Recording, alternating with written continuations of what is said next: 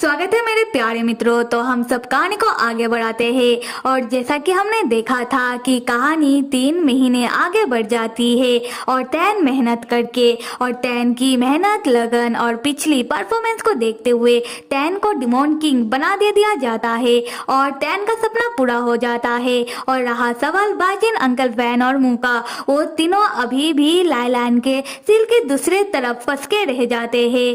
अब आगे हम तैन को देखते हैं जो फॉरबिडन ग्राउंड के पाताल लोक के द्वार के सामने आता है और वहाँ के गार्ड से कहता है कि तुम लोग अभी यहाँ से जाओ क्योंकि मुझे कुछ देर अकेला रहना है और मैं यहाँ संभाल लूंगा, ठीक है। गार्ड कहते हैं कि ठीक है महाराज, और गार्ड वहाँ से जाने लगते हैं और जाते हुए आपस में बात करते हैं, जहाँ पहला गार्ड कहता है कि हमारे महाराज कितना डिप्रेस रह रहे हैं। दूसरा गार्ड कहता है कि कहीं हमारे महाराज पाताल लोक के द्वार के अंदर ना चले जाए क्योंकि वहाँ जाना खतरे से खाली नहीं है। पहला गार्ड कहता है कि नहीं, हमारे महाराज ऐसा नहीं करेंगे क्योंकि हमारे महाराज का एक बेटा भी है तो वो इतना खतरा मोल नहीं लेंगे। फिर बताने लगता है कि मैंने सुना था कि हमारे महाराज पहले मन मौजी टाइप के बंदे रह चुके हैं, उन्हें जो सही लगता था वो वही करते थे, पर अब देखो हमारे महाराज कितना बदल चुके हैं, वो कितना रिस्पॉन्सिबल और लॉयल बन चुके हैं। उसके बाद हम तैन को देखते हैं जो अकेला पाताल लोक के द्वार के सामने खड़े हो गए अपने पास से वही फैन आर्ट वाला मैगजीन निकाल कर देखने लगता है और बाजिन को याद करने लगता है। तैन मनी मन कहता है कि 3 महीने 9 दिन बीत चुका है और भाई जीन तुम अभी तक मेरे पास नहीं आए हो। भाई जीन मुझे और बर्दाश्त नहीं हो रहा, अगर ऐसा ही चलता रहा तो मैं ही तुम्हें ढूंढता हुआ तुम्हारे पास आ जाऊंगा, चाहे इसका नतीजा जो भी हो मुझे परवाह नहीं। तब तैन का 2 सेल्फ जागता है, एक बुराई का और एक अच्छाई का। बुराई वाला सेल्फ तैन से कहने लगता है कि तैन, अगर तुम्हें पता चले कि तुम्हारा बाइजिन नहीं रहा और वो पूरी तरीके से जिन बन गया तब तुम क्या करोगे। खैर ऐसे भी क्या फर्क पड़ता है तैन, तुम्हें तो बाइजिन के शरीर से मतलब है तो रख लेना जिन को बाइजिन समझकर। ये सुनकर तैन कहता है कि अगर तुम कुछ अच्छा नहीं कह सकते तो चुप रहो। तब तैन की अच्छाई वाला सेल्फ तैन से कहने लगता है कि ओ मेरे तैन, बाजिन ने जो भी किया वो तुम्हारे लिए किया। अब अगर बाजिन राक्षसी कल्टीवेशन करके अपना किस्मत बदल दे और एक न्याय के कल्टीवेटर से एक राक्षस कल्टीवेटर बन जाए तब क्या होगा, ये सोचकर ही मुझे बाजिन के ऊपर बहुत दया आ रहा है। ये सोचकर तैन को बुरा लगने लगता है। फिर तैन को जाओडाओ की कही हुई बातें याद आता है, जहाँ जाओडाओ ने कहा था कि तैन बाजिन जाने से पहले मेरा और बाजिन का बात हुआ था, जहाँ बाजिन मुझसे कुछ अजीब ही बातें कह रहा था। बाजिन कह रहा था कि अब से बाजिन और जिन दोनों एक है। उसके बाद बाजिन लाइलान के सिल के दूसरी तरफ की प्लेस के बारे में मुझसे जानने की कोशिश कर रहा था और मुझसे राक्षसी औरा के बारे में डिस्कस कर रहा था।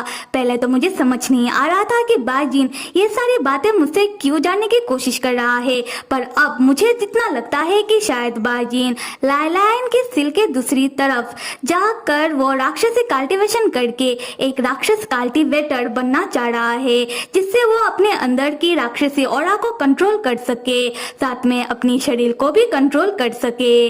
और तैन, बाजिन ये सारी चीजें तुम्हारे लिए ही कर रहा है। बाजिन सच में तुमसे बहुत प्यार करता है। बाजिन खुद को भूलकर तुम्हारे लिए राक्षस कल्टीवेटर भी बनने के लिए तैयार है। तब हम तैन को देखते हैं जो परेशान होकर मन मन कह रहा था कि गधे बाजिन कही के, तुमने मुझे ये सारी बातें क्यों नहीं बताई। तब तैन को फॉरबिडन ग्राउंड के सामने के एक चट्टान के ऊपर से आवाज आने लगती है कि तैन यहाँ देखो। तैन तब उधर देख कर कहने लगता है कि मास्टर होंग और जूनियर चैन, आप दोनों यहाँ कैसे आए। मास्टर होंग तब तैन को इशारा करते हुए कहते हैं कि तैन चुप रहो और थोड़ा धीरे बात करो। तैन कहता है कि हाँ मास्टर होंग, आप शायद भूल रहे हो कि मैं डिमोन किंग बन गया हूँ और मैं यहाँ का महाराज हूँ, तो मैं भला क्यों धीरे बात करूँ, मुझे भला किस बात का डर। मास्टर होंग कहते हैं कि अगर तैन को बाजिन के पास जाने का रास्ता जानना है तो तैन को धीरे बात करना होगा। ये सुनते ही तैन दौड़कर मास्टर होंग के पास चला आता है और मास्टर होंग से कहने लगता है कि मास्टर ये क्या मजाक है। मास्टर होंग तब अपने पास से 3 दवाई निकालकर तैन को दिखाते हुए बताते हैं कि ये दवाई मैंने रुलेन के साथ मिलकर तैयार किया है और ये एक दवाई लेने से हम पाताल लोक में लाइलाइन के सिल के अंदर रह सकते हैं और हमें 3 दिनों तक राक्षसी औरे से कोई खतरा नहीं होगा। ये जानकर तैन पूछता है कि क्या वाकई में हम इस दवाई को ले सकते हैं। जूनियर चैन बताता है कि हाँ सीनियर, क्योंकि मैंने इस दवाई को ट्राई किया है। उसी वक्त फॉरबिडन ग्राउंड के गार्ड वापस आ जाते हैं और दौड़ते हुए इधर उधर छानबीन करने लगते हैं। गार्ड को देखकर मास्टर होंग और जूनियर चैन चट्टान के पीछे छुप जाते हैं। तैन गार्ड से पूछता है कि क्या हुआ है। गार्ड बताते हैं कि महाराज, यहाँ पर कोई घुसपैठिया घुस आया है तो हम उसे ही ढूंढ रहे हैं। तैन कहता है कि नहीं तो यहाँ पर तो कोई भी नहीं आया, मैं तो कब से इधर ही खड़ा हूँ, हो सकता है कि दूसरी तरफ गया होगा, जाकर दूसरी तरफ ढूंढो। और तैन गार्ड को दूसरी तरफ भेज देता है। मास्टर होंग तब अपनी बात को पूरा करते हुए बताने लगते हैं कि मैंने और रुलेन ने मिलकर ये दवाई जो तैयार किया है, ये दवाई बिल्कुल सुरक्षित है, क्योंकि ये दवाई हमने पहले बहुत सारे जानवरों के ऊपर एक्सपेरिमेंट किया है। फिर मास्टर होंग बताते हैं कि पाताल लोक की राक्षसी औरा और लाइलाइन के सील के आसपास जितने भी राक्षसी औरा थे, वो सारी राक्षसी औरा धीरे धीरे करके शुद्ध हो रहे हैं। ये जानकर जूनियर चैन पूछता है कि मास्टर, जो राक्षसी और शुद्ध हो रहे हैं, क्या ये बड़े भैया बाजिन और मुंह के वजह से? मास्टर होंग कहते हैं कि नहीं, बाजिन और मुंह के पास कहाँ उतनी शक्तियाँ। असल में मुझे तुम लोगों के अंकल की लिखी हुई कुछ किताबें मिली थी और उन किताबों में तुम लोगों के अंकल ने स्नो चीते के बारे में भी जिक्र किया है और वहाँ से ही मुझे पता चला है कि ancient divine spiritual beast snow चीता, उसमें कुछ रहस्यमय शक्तियाँ है और स्नो चीते की अच्छाई और शुद्धता की शक्तियों से स्नो चीता किसी भी बुराई की शक्तियों को दबा सकता है या फिर उसे शुद्ध कर सकता है। और मास्टर होंग जिस अंकल के बारे में बात कर रहे हैं, वो असल में मास्टर होंग की सीनियर है। तब हमें तैन के बातों से भी पता चलता है कि तैन भी मास्टर होंग की सीनियर को जानता था। तैन कहता है कि अंकल को स्नो चीते के बारे में कैसे पता। मास्टर होंग बताते हैं कि असल में जब आज स्नो माउंटेन में आइस लोटस खिल रहा था, तब तुम्हारे अंकल ने ही स्नो चीते को आइस लोटस के रखवाली के लिए आइस माउंटेन में भेजा था। तब तैन कहता है कि तो किस बात का देर है, तो हम सब पाताल लोक अभी निकलते हैं। ये कहते हुए तैन उन दवाई को भी मास्टर होंग के पास से झपटा मारते हुए खा लेता है। अगले सीन में हम मास्टर होंग, तैन और जूनियर चैन को पाताल लोक के लाइलाइन के सिल के पास खड़े देखते हैं।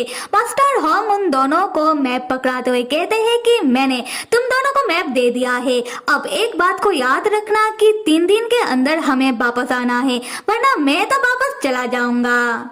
तैन तब मजाक करता हुआ मास्टर होंग से कहता है कि आप लाइलाइन के सिल के अंदर जाने के लिए इतना उतावला क्यों हो रहे हो, कहीं आपको अंकल फैन से प्यार तो नहीं हो गया। ये सुनकर मास्टर होंग तब तैन को घूरने लगते हैं। तैन तब कृपी हुए में कहता है कि चाहे कारण जो भी हो, पर तैन कभी भी अंकल फैन को माफ नहीं करेगा। जूनियर चैन तब टॉपिक को चेंज करता हुआ तैन से पूछता है कि सीनियर, हम तीनों तो लाइलाइन के सिल के अंदर जा रहे हैं, तो घर में डोडो का ध्यान कौन रखेगा? तैन कहता है कि हाँ डोडो, तुम फिक्र मत करो, डोडो का ध्यान मेरे 4 दोस्त है ना, वो चारों रख लेंगे। और अगले सीन में तैन का घर दिखाया जाता है, जहाँ डोडो बहुत ही उदास है और वो खाना भी नहीं खा रहा था और तैन के चारों दोस्त डोडो को खुश करने की कोशिश कर रहे थे। डोडो कहता है कि मुझे भूख नहीं है, मुझे खाना नहीं खाना, मुझे तो मेरा डाडा चाहिए। जब से पापा गए हैं तब से डाडा ना ही घर आते हैं और ना ही पहले की तरह मेरे साथ मस्ती करते हैं। डोडो अपने डाडा से बहुत ही नाराज है। यहाँ से होता है सीन शिफ्ट और हम तैन मास्टर होंग और जूनियर चैन को लाइलाइन के सिल के दूसरी तरफ, मतलब लाइलाइन के सिल के अंदर देखते हैं। और यहाँ पर सवाल आता है कि ये तीनों लाइलाइन के सिल के अंदर आए कैसे? हो सकता है कि अपनी कल्टीवेशन की शक्तियों से, या फिर ये भी हो सकता है कि डिमॉन किंग बनने के बाद तैन को कोई स्पेशल मंत्र मिला हो। होने का तो कुछ भी हो सकता है। खैर हम तैन को देखते हैं जो मैप हाथों में लिए मास्टर होंग से कह रहा था कि आप बाहर चाहिए। जूनियर चैन से कह रहा था कि तुम दाएं जाओ और मैं आगे जाता हूँ। तब मास्टर होंग गुस्सा करते हुए कह रहे थे कि तैन तुम्हारा इतना हिम्मत कि तुम मुझे आदेश दो। तब जूनियर चैन मास्टर होंग को शांत करवाने लगता है। खैर तैन तब आगे बढ़ जाता है और मास्टर होंग मनी मन सोचने लगते हैं कि तैन को आखिरकार अपने प्यार का एहसास हो गया है कि तैन बाजिन से प्यार करता है। पर फैन कमीने कही के फैन ने जो भी किया उसके बाद तो फैन को मर जाना चाहिए। पर मुझे भी पता है कि फैन ने जो भी किया इस पागलपन के पीछे कहीं ना कहीं मैं कारण हूँ और इसीलिए मुझे सब कुछ सही करना होगा। उसके बाद हम तैन को देखते हैं जो मैप को देखते हुए चले जा रहा था। फिर तैन कहता है कि मेरे बुढ़े मास्टर ने कहा था कि उन्हें रास्ता पता चल गया है और इस मैप के जरिए हमें रास्ता समझ आ जाएगा। पर ये कैसा मैप है, मुझे तो घंटा कुछ समझ नहीं आ रहा। उसके बाद तैन इधर उधर देखते हुए कहता है कि लगता है कि मैं गुम हो चुका हूँ।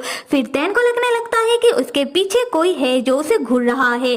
तैन जैसे ही अपने पीछे देखता है तैन पाता है कि एक दानव तैन को घूर रहा था। तैन उस दानव को देखकर उसे 2 गालियां देते हुए 2 मुक्का मारते हुए उधर से भागने लगता है।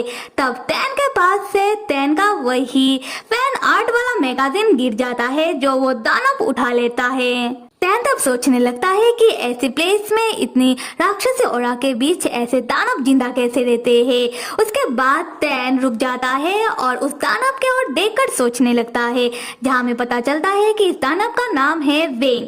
तैन सोचता है कि वेन पेड़ के जड़ से बनते हैं और वेन बहुत ही समझदार होते हैं। तो तैन अगर वेन से पूछेगा कि कहीं उसने बाजिन को कहीं आसपास देखा हो तो पक्का वेन कुछ ना कुछ तैन को बता सकता है। फिर तैन वेन को पुकारने लगता है कि हे वेन, मुझे तुमसे एक सवाल पूछना है। वेन तैन की ओर देखता है।